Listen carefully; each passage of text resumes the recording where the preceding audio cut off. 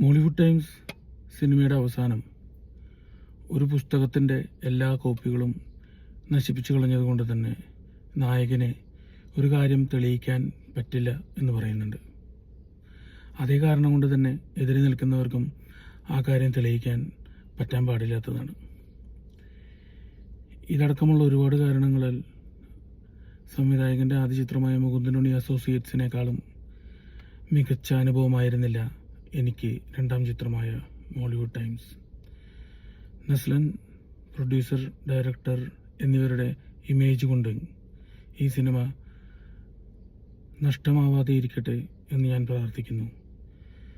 സിനിമയുടെ ഉള്ളിലെ സിനിമയിലെ കള്ളക്കളികളും കാണാക്കഥകളും ഡിസ്കസ് ചെയ്യുന്ന ഈ ചിത്രം ഒരുപക്ഷെ സോ കോൾഡ് റിവ്യൂവേഴ്സിനും സിനിഫൈൽസിനും കണക്ട് ചെയ്യാനും എൻജോയ് ചെയ്യാനും പറ്റിയേക്കും.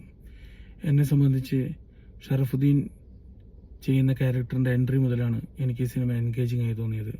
അവസാനം വരെ ഞാനൊരു സിനിഫൈൽ ആയതുകൊണ്ട് തന്നെ എനിക്കത് എൻജോയ് ചെയ്യാൻ പറ്റി. പക്ഷേ ഇന്നത്തെ അവസ്ഥയിൽ കേരളത്തിന് പുറത്തെങ്കിലും 2-3 പേരുള്ള ഒരു ഫാമിലിക്ക് സിനിമ കാണുക എന്നുള്ളത് ലക്ഷറിയാണ്. അത്തരം പാവപ്പെട്ടവർക്ക് വേണ്ടിയാണ് എൻ്റെ റിവ്യൂ. സിനിമ കാണണ്ട എന്നതല്ല ഒരു റിവ്യൂവറും പറയാൻ ആഗ്രഹിക്കുന്ന സത്യം. പക്ഷേ മെജോറിറ്റി അതർ സൈഡിലായതുകൊണ്ട് തന്നെ സിനിമ അവർ കാണുമോ എന്ന് നമ്മൾ ചിന്തിക്കേണ്ടതുണ്ട്. ഇതിൽ ഏറ്റവും മികച്ചതായി തോന്നിയത് ഡയലോഗ് റൈറ്റിംഗ് ആണ്. അതുപോലെ തൂങ്ങിച്ചാവാനുള്ള കയറിന് 50% ഡിസ്കൗണ്ട് പ്രഖ്യാപിച്ചത്.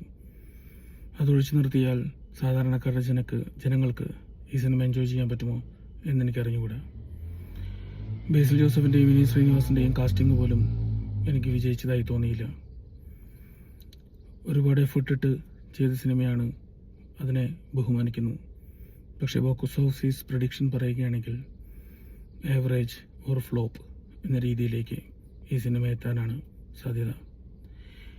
ഒരുപാട് തെറി ഉപയോഗിച്ചിരിക്കുന്ന ഈ സിനിമയിൽ അതിനു പകരം വേണമെങ്കിൽ തെറി പോലെ തോന്നുന്ന വാക്കുകൾ ഉപയോഗിക്കാമായിരുന്നു.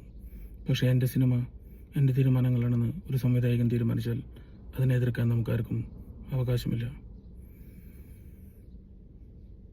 Nothing is in our control, just sad reality.